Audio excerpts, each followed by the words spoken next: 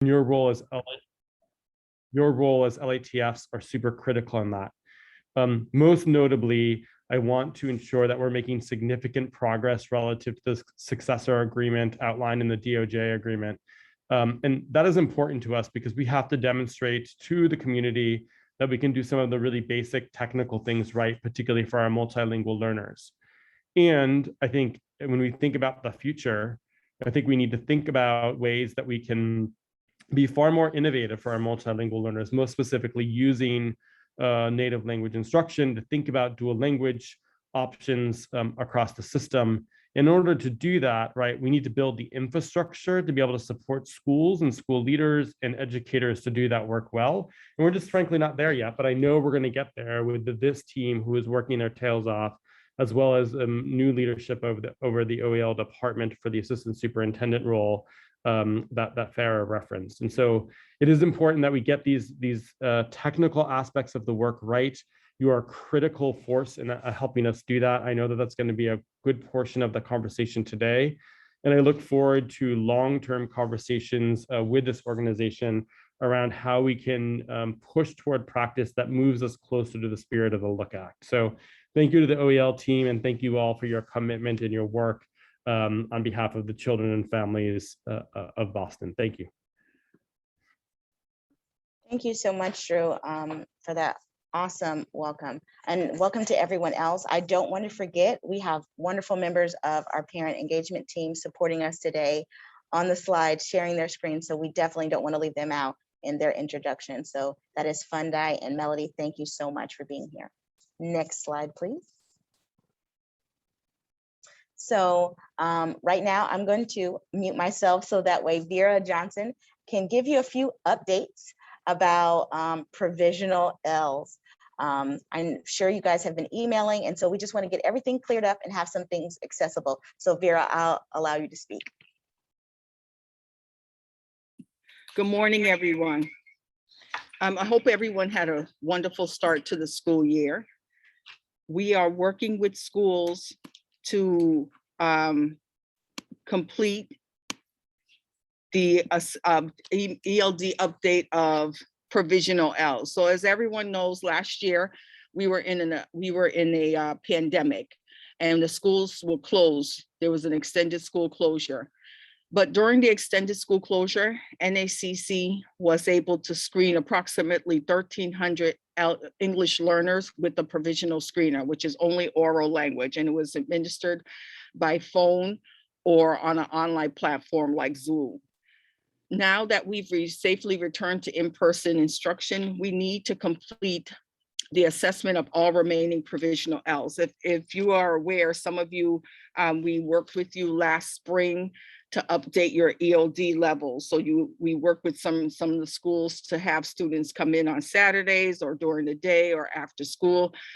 So we were able to bring the level of provisional Ls from 1,300 all the way down to, we're now around 280. And we're waiting for the DNR list to determine if there are going to be more students removed off that list. But we do need to complete the assessment of students who are provisional Ls. And I know that there's been a little bit of confusion for some schools because there are schools working on screening students for the access, and then we have this smaller group now of provisional Ls. So attached is a document, and if you hit that link and your school is on this link, I need you to contact us at NACC at Boston Public Schools .org so that I can follow up with you on how we're going to complete the process for screening, for updating the English language levels of provisional Ls. So there are a couple of schools on here that have already been in contact with me recently, the Henderson, the Elliott, the Muniz Academy.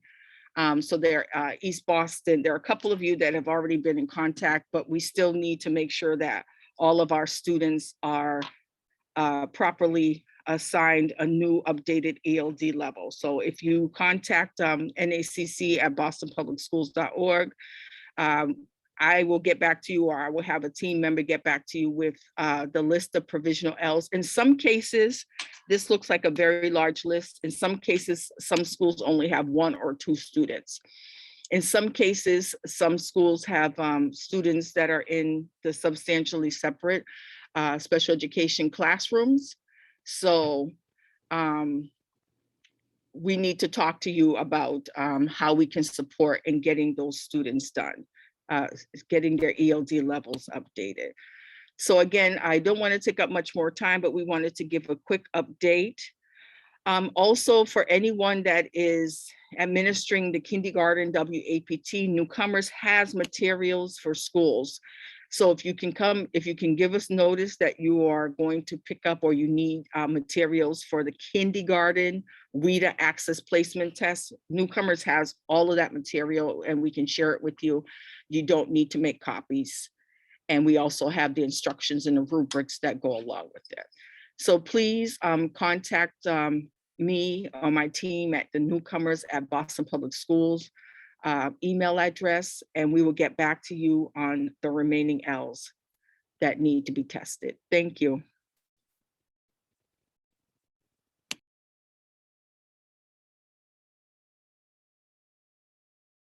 All right, thank you so much, you guys. Thank you so much, Vera.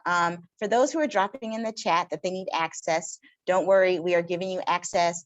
I know from some of these documents, for those who are logging on intermittently, we are continuing to drop all this information in the chat for you. And we also will have an email with all of the information for you.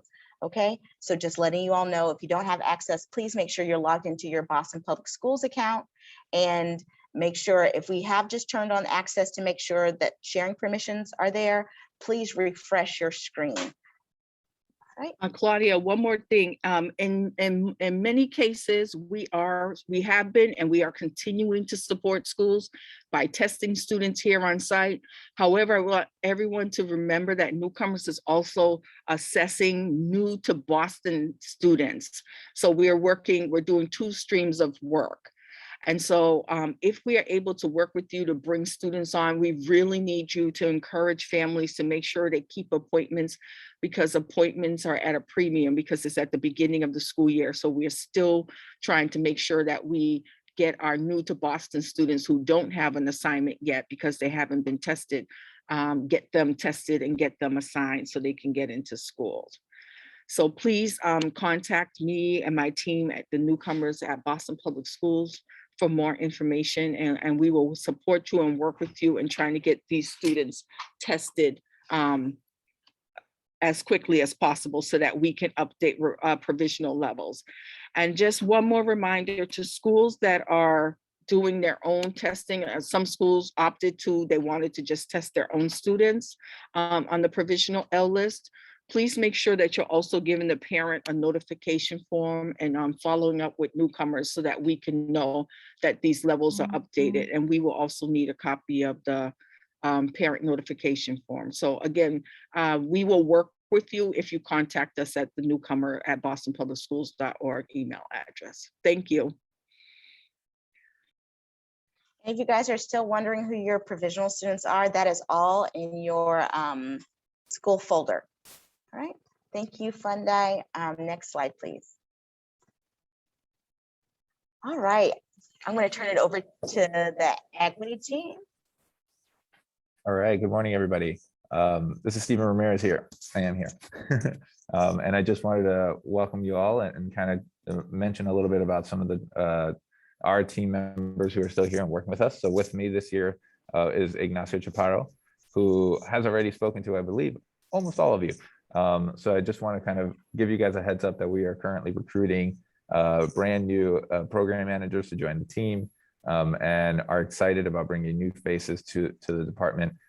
It's an opportunity for us to build and to really bring exciting new energy to the team, and I'm excited about that. In the meantime, I do want to speak to the rather limited capacity. 2 of us trying to support all of the schools does put a little bit of a pinch on us. So we have currently been experiencing a high volume of emails coming in. I want to speak to that and just sort of acknowledge it, but we are working our best to respond to all the needs that are coming in from the school. In the meantime, we do have one of the things that we are rolling out to help to update our office hours process that we had last year is this contact support center Google form right here linked on the slide, and also on the LATF resource guide, which we'll mention next. But if you were to go through this form, you, depending on your region, you would be either scheduling office hours with Ignacio or myself, and that is accessible to all of you right now. So thank you. Next slide, please, Monday. And I will pass it back to the instruction team for this. Thank you guys so much. Thank you. Okay. Okay, sorry guys, which technical difficulties when we're all in the same room, so I apologize about the echoing. This is the instruction team. We have some new members, but we are also recruiting for our instruction team as well. Just as Stephen said, I also want to address some of the limited capacity we have within OEL right now. Just know that the instruction team is also supporting the equity team. So if you see us in your email responding to some questions that you have asked, just know that we're also trying to help out. We're also trying to be amenable to all requests. So just some housekeeping so that way we can help you better. We know that we are a little bit late on responses, but we are working around the clock. We have listened to you. We've taken some of your feedback. As well, we have a team member deployed to schools trying to help with the screener. We have team members doing all of our school visits for those who need to stay in the office and address some of the emails. We have team members that are training to do some of the operational aspects of Aspen and whatnot. So as you see our team, just please forgive us for any things that we're not responding to immediately. We do try to have them answered in the queue as they come to us and or as of level of importance, school emergencies, children needing to be there. So deeply apologize. Please just asking you for some grace, some patience, and some collaborative. Thank you. Thank you. All right, so we have Carmen, she's waving, Eleni, Nadine, Dunya, and of course, Claudia. All right, I'll let ENA take it from here. Next slide. Okay, guys, thank you. Thank you for that, Claudia and team. One of the things that we've been trying to really consolidate is the way information is being shared and where you can go to access materials that you are all looking for. For the last few months, we've been developing and really pushing people towards what we are calling the LATF Resource Central. And this, I want to recommend, is your first stop for any question regarding guidance or any how-to resources you may have here. This link takes you to the Boston Public Schools website, to the English Learner Department site, and to the Equity Accountability page. Fungi, can you transition over to the tab and we'll do a quick walkthrough here.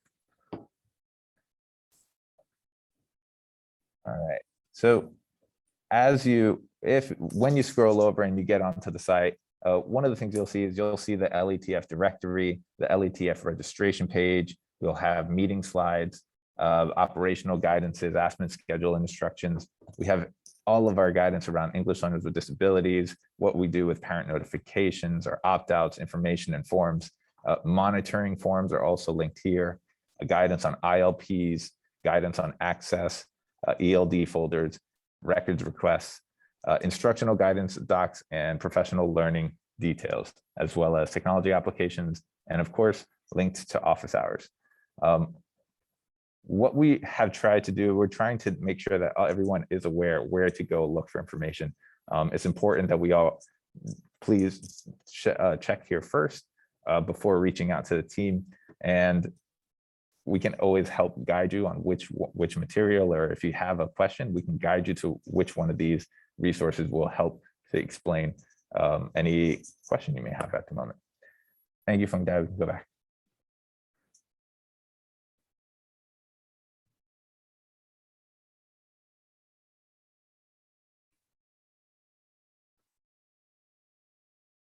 All right, fantastic. So as you guys have seen in this year, one of the things that has occurred in a continuation from last year is surrounding the ESL emergency licensure. That emergency licensure that was granted by DESE has been extended for this coming year as well. And we recently released a memo on the 16th of September to clarify what exactly that will mean for English learners in Boston. We need to stress that the emergency licensure basically is a fee that must be paid by a teacher, and they get the form. What it does not do, it does not actually teach teachers how to be the best ESL instructors. And so when if somebody were to ask me, should they get an emergency license, ESL license, I would respond that this is a very last resort, because what we do want and what we want to, the types of people and trained experts that we want to put in front of our students are really trained ESL teachers. But we understand that this is an option, and this is the official memo on that. Thank you. Next slide.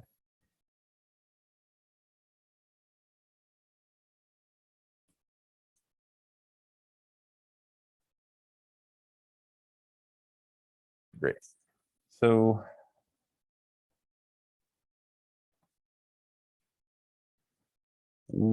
trying to connect, and I want to recap this because I know that we have varying levels of experience for the LATFs on the call right now. One of the things that's one of the things that I want to stress is sort of the categories of compliance that many times we are looking for. And so what I've tried here to do is to really clearly define the categories that are really going to be important for this first part of the year that really set up the structures and set up the services for our students, right? So we have five topics here, 5 categories in which they are ESL minutes, instruction type, grouping, ESL licensed teacher, and then the SEI core content teachers. In the second row, I've tried to describe a little bit what this refers to. This is using language that is straight from the Department of Justice successor agreement. But looking at ESL minutes, we are trying to, when we ask this question, we want to, of course, understand whether the student is receiving appropriate amounts of ESL instruction for his or her ELD level. One of the things that I want to stress is if you look at this third row, ESL minutes is entered into Aspen by the LATF or another staff person at the school, but it is a school level data point. For ESL minutes, that's something that is expected that LATFs complete. For instruction type, that is the second item that LATFs or school level staff are expected to complete. Grouping, ESL licensed teacher, and the SEI core content teachers are things that are data fields that are automatically calculated and by our scripts in the background that are doing the big asking the algorithms of how compliance is accounted for. Next slide, please.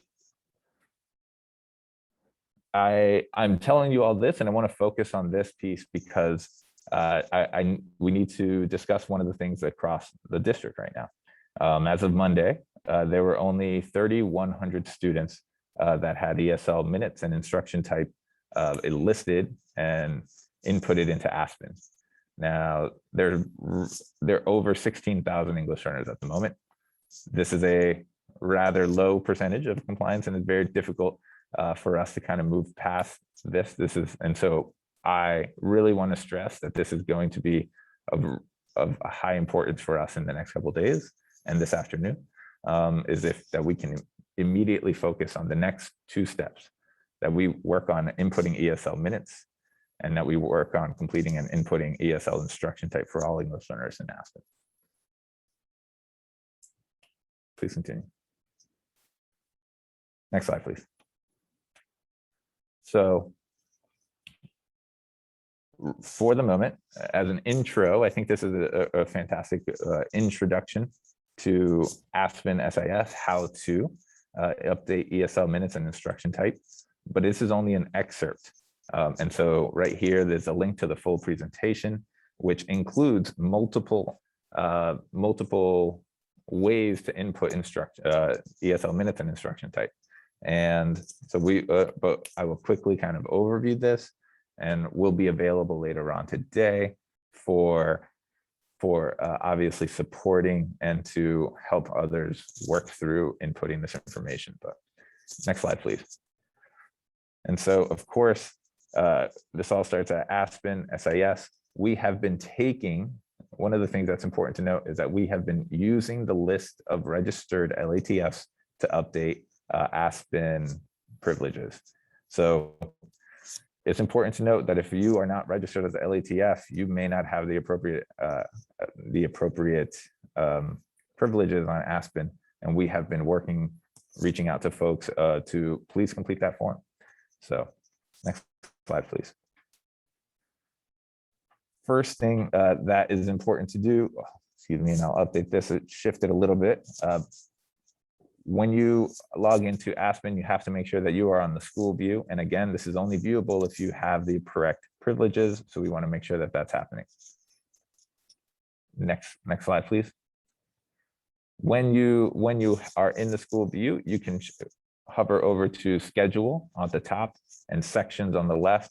This is important because you'll be able to see all of the class sections that are in your school's offering. Next.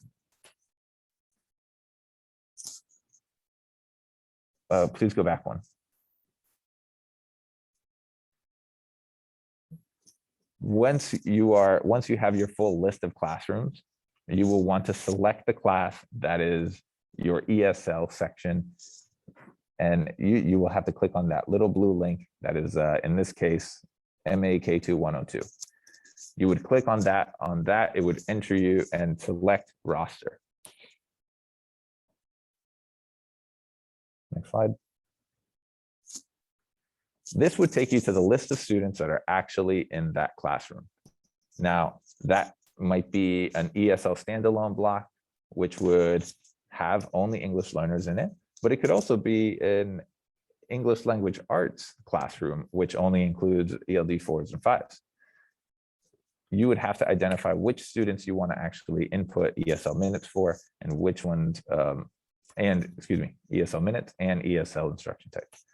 You would then have to select manage field types, select the ELL fields in order to update that information, okay? Next slide, please. One of the options that I think is a really, really fantastic tool here is to use the using this options modify list selection here. Once you select the modify list, next slide, you are able to then input the actual number of weekly minutes into the column for the specific student. This is the ask that we need you guys all to focus on for a little bit of time, because we need to report out that the students are getting the appropriate minutes, and our ask is always to please reflect what is happening at the schools. So one of the little caveats when you are updating the minutes and the instruction type, this little green check, you will want to click on that little green check before you move on, because if you were to complete the entire list and then try to begin on the next column, you would lose some of the work. So I encourage you to please remember to hit that green check.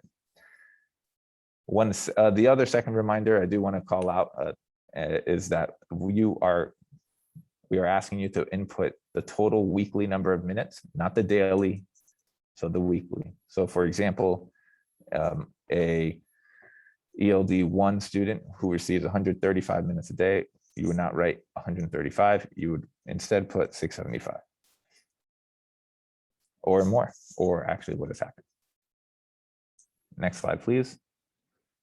So we can stop there, but just a couple more words on that. So I do want to stress how critical it is that we work on completing this task by the end of this week. We are aiming to complete and send this report out by next Friday, and it would take a significant amount of time for us to put it all together to do that. So our ask is, and we will be sending out an update to schools about where your specific compliance is. It will be sent to the principals and to all of you, the LATFs who are registered here. All right. There may be a lot of some questions afterwards, but at the end of this, we'll be available for support on anything related to that. Okay. All right, good afternoon. Good morning. I'm going to go over a few of our instructional tools that we currently have. Next slide, Melody, please. And then we're going to go into a little bit more about the WIDA 2020 framework, which was released last year. And it's something that our office is working to roll out to the district. So before we get into WIDA, I just wanted to go over some of these tools that might be helpful for you and your teachers. Starting off with dual language, translanguaging is a very powerful biliteracy strategy. And one of the links you have here explains how to implement it in the classroom in a very practical way. TWIOP tool is an adaptation from SIOP for use in a two-way immersion classroom. And then there is also a helpful series on how to teach phonics in a bilingual setting, offered by Literacy Squared. One caveat with that is that some of the ideas shared in that webinar do not fully align with the letters training. So as you're watching it, kind of think about the information critically and how it applies to initiatives that Boston Public Schools is doing and that your school is doing as well. Some of our SIOP resources include templates, overview of understanding what SIOP is and the purpose, and then a SIOP lesson checklist. So as you're planning your instruction, you can kind of use that checklist to think through various ways of scaffolding instruction and supporting your students. As far as for WIDA, we have testing, we have a quick start to the KWAPT, and we also have a memo that gives you more information and resources for the WIDA screener. Professional development, we have offered and are going to continue offering professional development on how to use Newsela for our multilingual learners, Imagine Learning, Nearpod, and our ongoing WIDA 15-hour differentiation PD. There will be more coming soon as we work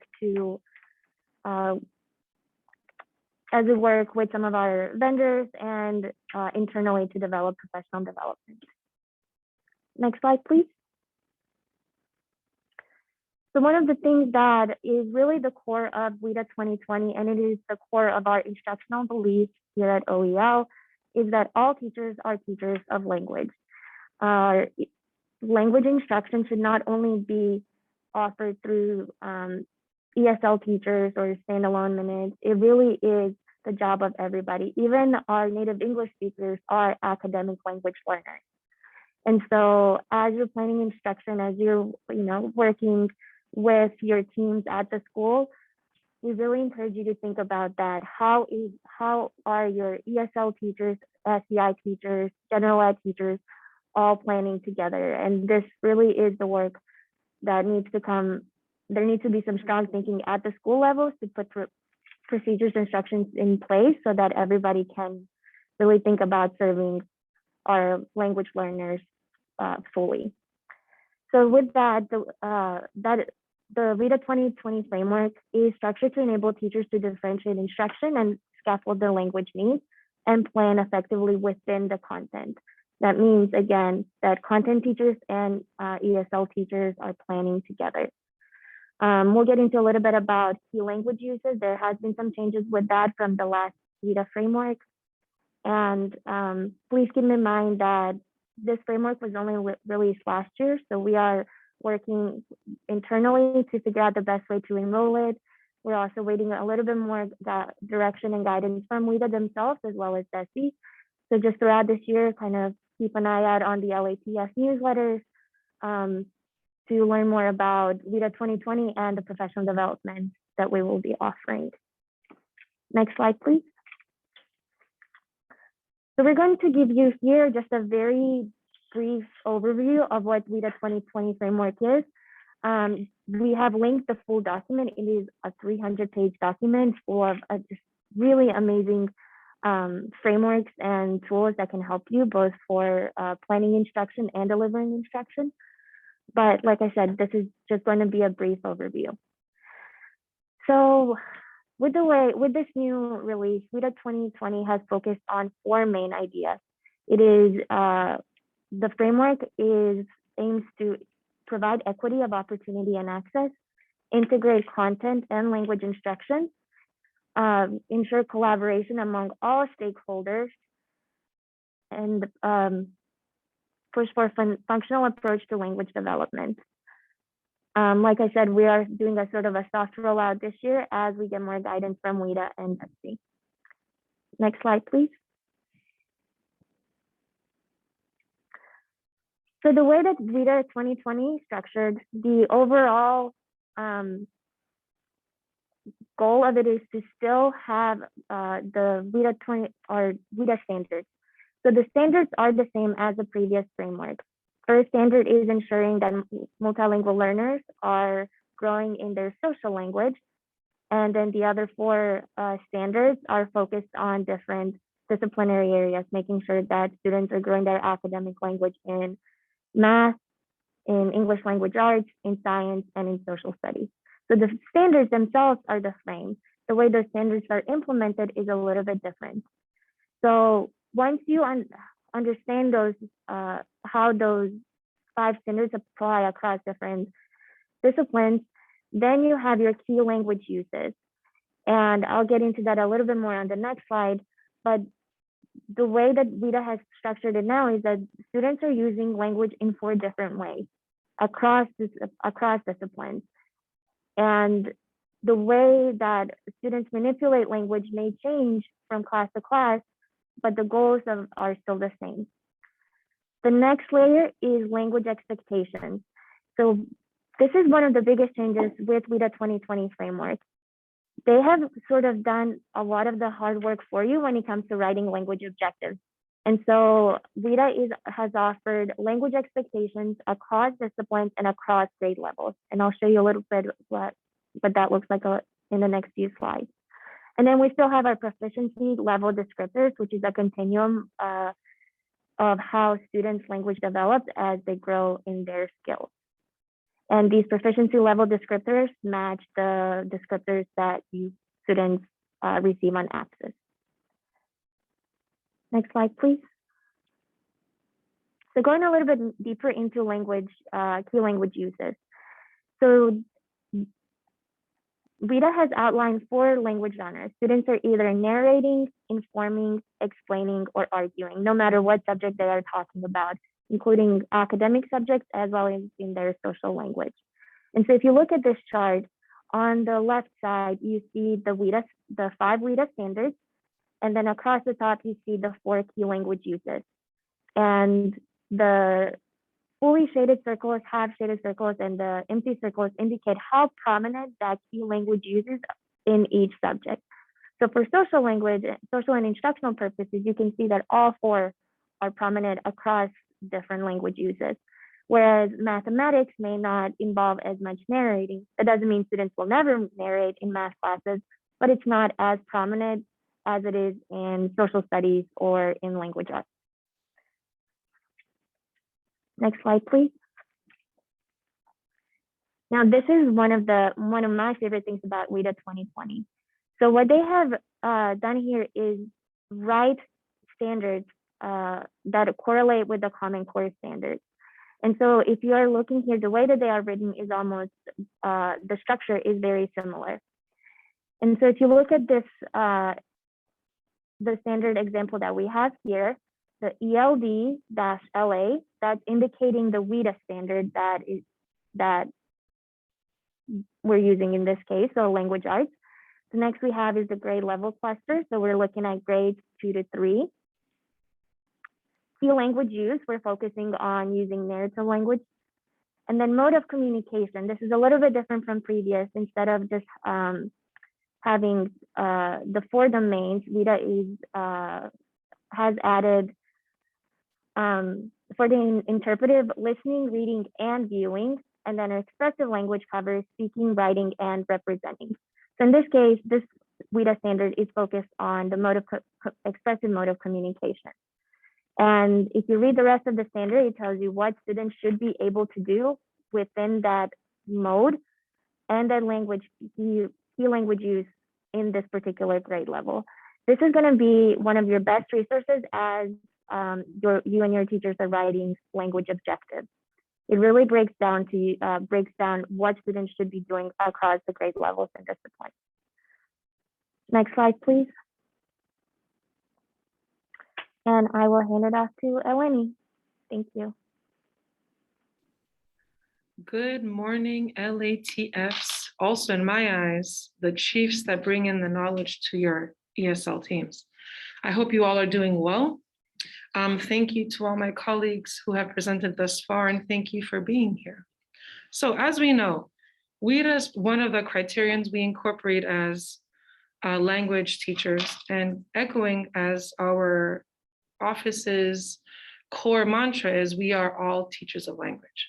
That being said, language development, as we all know, is integrated seamlessly into content area instruction and attends to language usage and terminology of each discipline. So what does this instruction look like?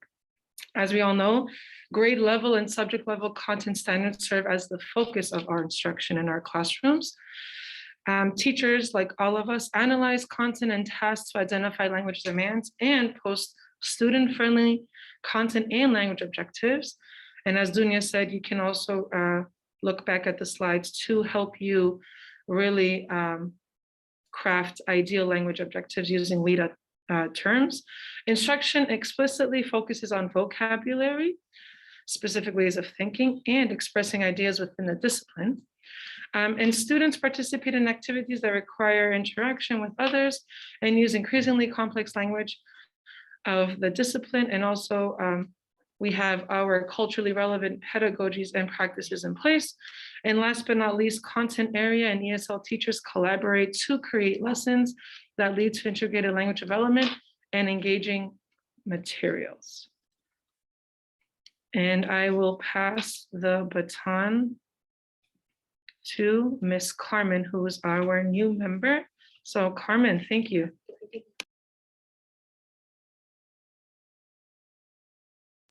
Forgive me, before we go to WIDA screener and our amazing colleague Carmen to lead us with this work, we will take a 10-minute break.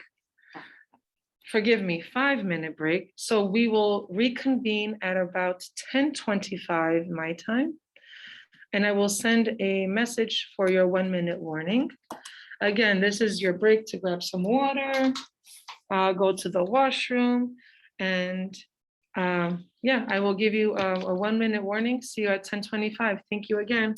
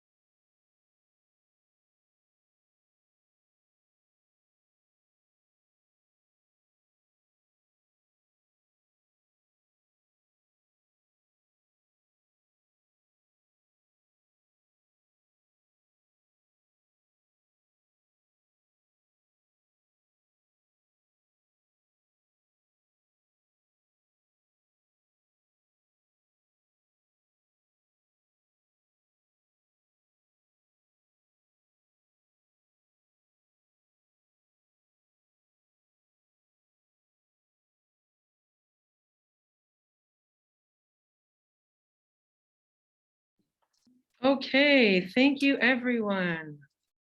It's 10:26. I gave everyone an extra minute just to transition back to our Zoom meeting. I hope everyone had some time to go get some water. Great. Again, without further ado, I'd like to introduce you all to my amazing colleague, Carmen, who will lead us with the WIDA screener. Thank you, Carmen. All right, good morning, everyone. I am Carmen Levacy, happy to be here. Thank you all for being so welcoming. As I have stated to some folks via email as we have been connecting, I am new to the district, so I appreciate all of the grace that everyone has been giving me as I have supported you with the WIDA screener. So without further ado, I'm going to start with, well, first I'm gonna hide my meeting controls. Great. So now I'm gonna walk you all through the resource guide because it has many of the answers. So as you all know, we are conducting the WIDA screener specifically for students who are unable to take the access exam during the last academic year. The purpose of this is so that we can obtain up-to-date ELD levels and service our students appropriately and meet them where they are. And there is no way to do that if we do not have concrete, up-to-date data, right, to drive our instruction. So this is the WIDA Screener Resource Guide. It shares that context that I just shared verbally with you all right here at the top. And I'm going to start with section 1. These are our qualifications and requirements in order to administer the WIDA Screener. I want to highlight right the second bullet point.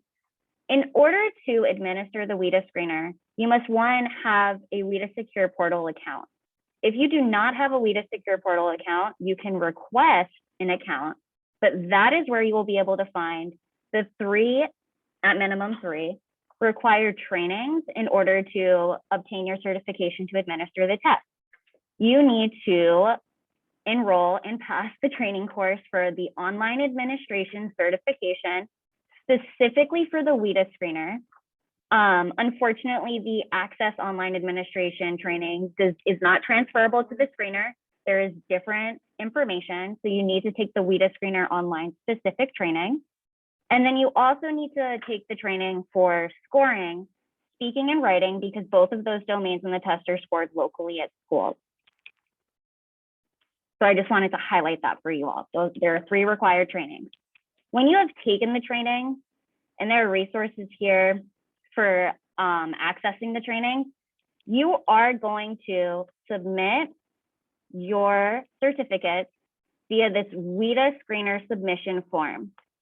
I am currently the only person checking this form, so please give me some grace here. But I am going through this form and looking at your certificates, and then I am personally going into WIDA AMS to give you the access you need in order to set up your test sessions and do all those things you need to do. I'm so sorry. Okay, going back to the resource guide. Okay, so again, as I just mentioned, the WIDA Secure Portal is where you will be going to access all of those required trainings, and you need to submit your certificates using the linked form in order to get access to WIDA AMS. All right, so this goes over those training and certificate information again that I just voiced over. I really like section 4 because it does very clearly lay out the school level action steps for administering the WIDA screener. You need to determine the number of test administrators, make sure all of those administrators get trained, and then internally you need to plan out, like on your calendar, what days are we administering the test, what blocks are we blocking off for this, etc. And then you are ready, after you have submitted your certificates, to go into WIDA AMS and set up the test session. I'm going to briefly highlight where we can find some of these things. So I am logged into WIDA AMS. I'm going to go to my application. So I'm getting ready to administer the test. I'm going to go to student management first. One thing I want to highlight about the WIDA screener that is different from the access exam is that you will have to locally input students before you can assign them to test sessions. So you're going to want to go to manage students.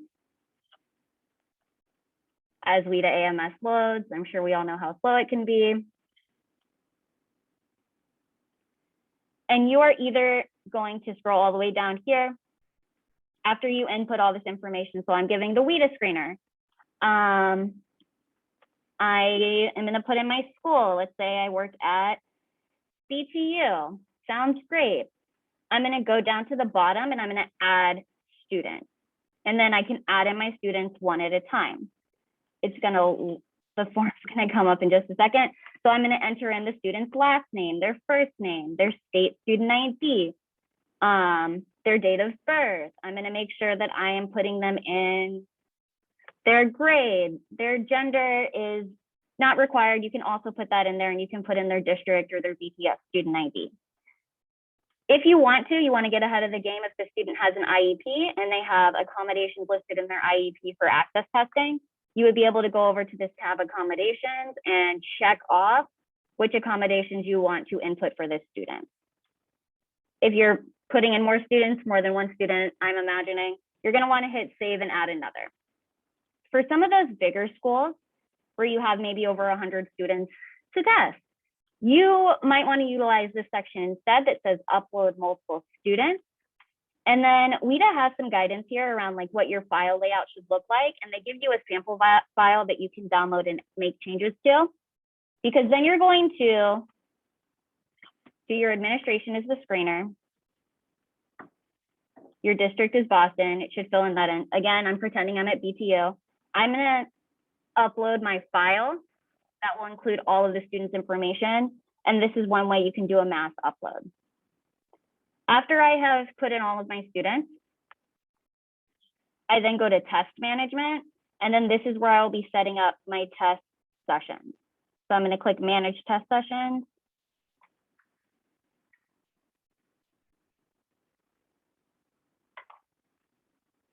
And then at the bottom here, it says add session. When I click this, I can name my session. It could be like a date. It could be honestly whatever I want. And then I will be able to find students and then shift them into the session. And then I make sure I save it at the end. Do you have to be certified in all of the grade spans in order to input? Like if I was gonna upload the students and set up everybody in AMS for 2nd through 8th grade, but I was only certified to do the 6th through 8 WIDA screener, would I be able to do that? Or I have to have actual certification in all of the like 1 to 2, 3 to 5, 6 to 8? So one of my colleagues, Claudia, she's going to jump in and answer this question. Yeah, so in the operational piece, I think you're speaking to is doing the uploads, like you're just making sure that everyone's ticket is available, right? Is that what you're asking? Yeah, So exactly. Like just doing like, like exactly the, operational piece of like getting the operational piece. Session. No, to do the operational piece, no. However, to administer the test, to give the test, you need to be certified within that grade band. So if you're just doing the operations of, like the logistics, no problem. AMS. No, Yes. I'll have access. You'll have access, but in terms of actually giving the test, you need to be certified in that grade band to give the test. Okay, and that's outside of AMS.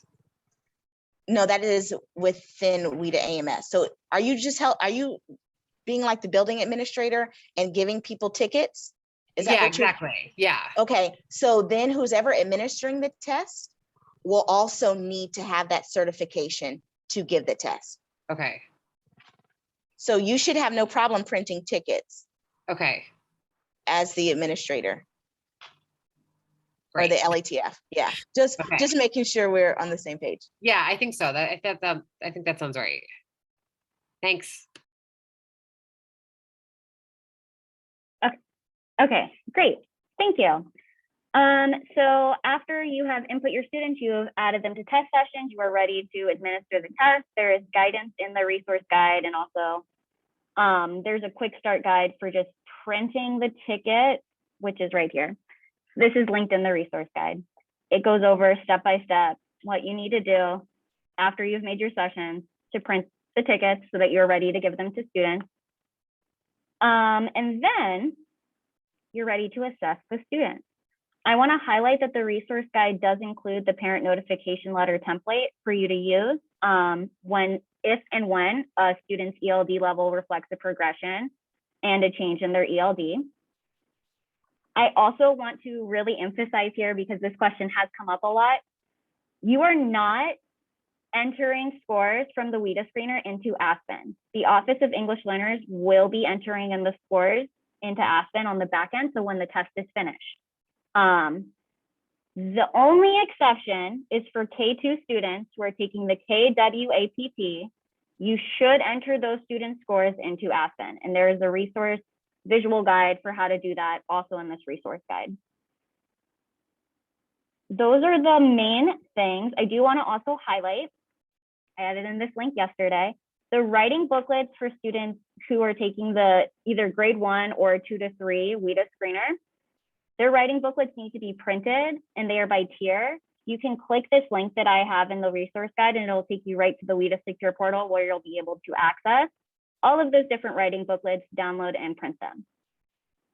But we do not have them printed over here, so you will need to print them at the school. Other than that, the resource guide is really, really helpful. I cannot emphasize this enough. And so I would really recommend checking this out. If you have a question, check out the resource guide first, because odds are when I email you back, I could probably copy and paste something from the resource guide to help you out. I do want to also highlight the kindergarten WAPT materials are available on the WIDA Secure portal. They are printed at NACC, so you could reach out to them about getting materials, or you could print them following this link. If you have any questions that come up, I know people have already been doing this, please feel free to reach out to me via email. But again, please give me some grace. I am the only person responding to WIDA screener emails. And I am going to pass it back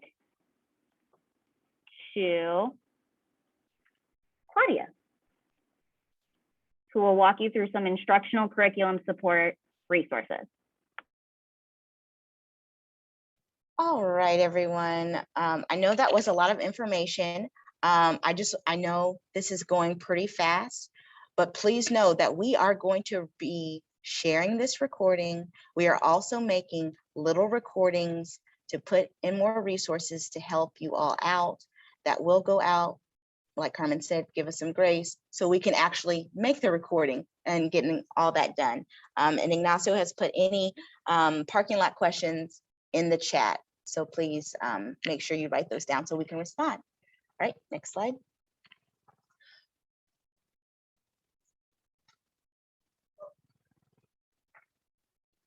So some instructional resources.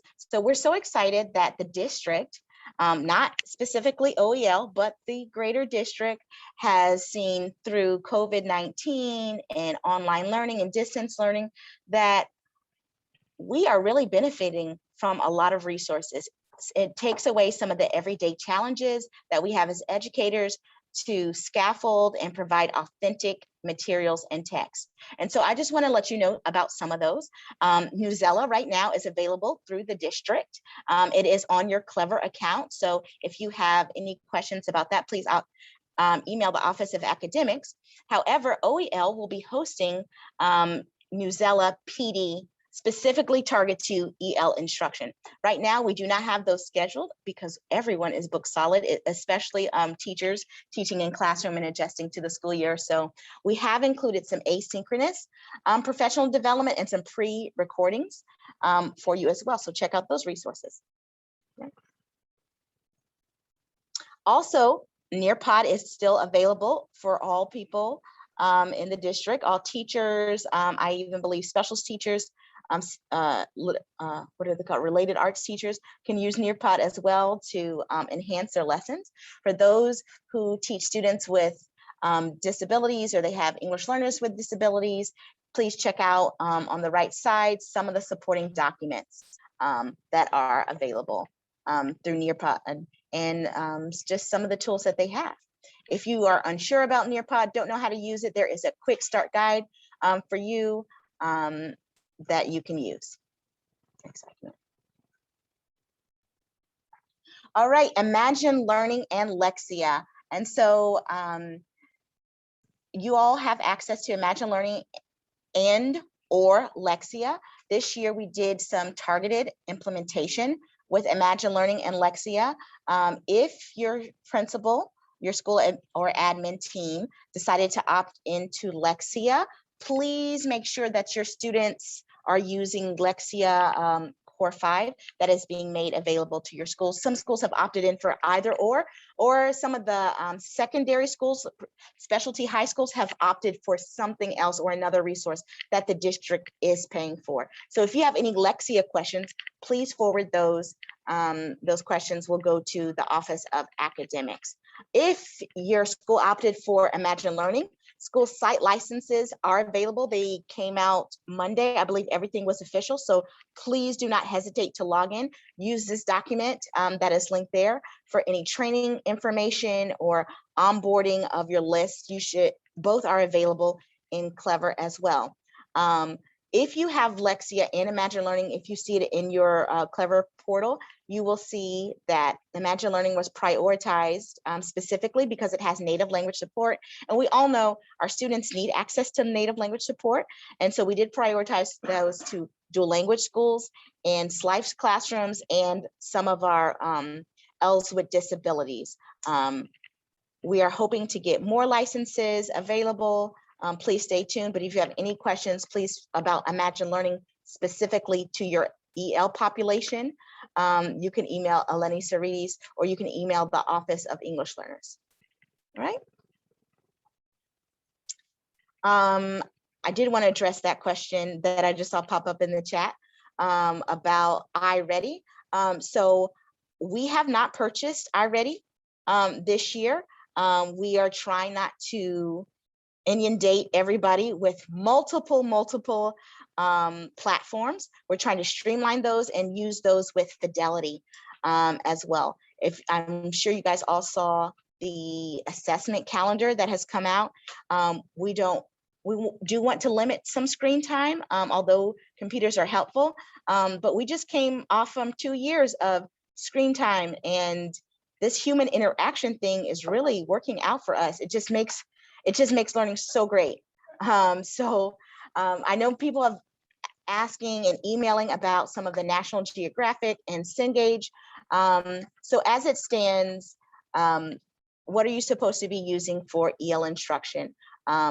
Massachusetts frameworks, adapting the curriculum that for grade level, as we mentioned, using WIDA, the 2020 standards, or if you're still using the can do key uses, yes, those are still valid. Yes, please keep using those to scaffold and differentiate instruction. But we do know several ESL teachers do have the Reach, Insight, and Edge programs available at their school. We are not purchasing new materials from Reach, Cengage, and National Geographic. We have a surplus. We had a surplus of materials, and we had teachers saying that it's not really what they need. So we started to supplement with other materials. Please feel free to talk to your building administrator on what you can use through Title I or ESSER funding to purchase more materials for your ESL students. But here is a list if you still need access to any digital guides for National Geographics or Cengage. Please remember to audit your curriculum, make sure that students are getting access to grade level standards. I cannot emphasize that enough, so that they are ready to move on to the next grade. We believe in equitable education, and so that is just a part of that.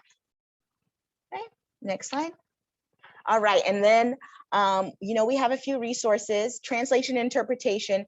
They are no longer a part of our team, but I'm going to hand that over to Nadine, who's going to explain some of the resources from translating interpretation. Hi, everybody. I'm sure that most of you are already aware of some of those resources, but I do know that some LATF are new. BPS provides translation and interpretation services in multiple languages via Lionbridge. Also, next slide, please. BPS also utilizes talking points to communicate with families, sending them texts and messages, pictures, polls, files in multiple languages as well. And VOC helps BPS respond to emergencies. It's more of an internal tool, but it helps some BPS communicate as well. And the next slide. The final slide is the exit survey. Please complete the exit survey. That's another way to make sure that we follow up and keep track of everybody that's been in this meeting. Just click on the link and complete the survey. And I believe we will be here to answer questions for a little while longer. Please make sure to include all your questions in the parking lot that Ignacio has been putting in the chat. Those questions will be answered and published in the LATF newsletter, I believe. Okay, that's it. All right, thank you, everyone. Let me go give it back to Claudia. So right now,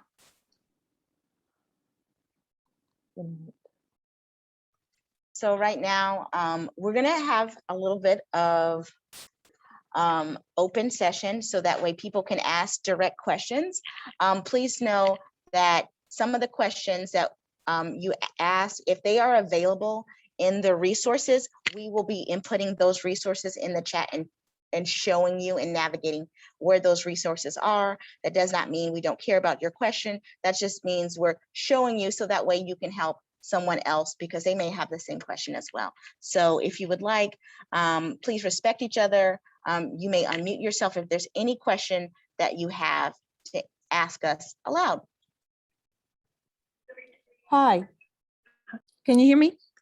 Yes. This is Pamela from Esl High School. I have several questions. I'm looking at the superintendent circular. The first question is ESL, the English language learner course catalog. Right now it says ESL, let's say 1, content reading.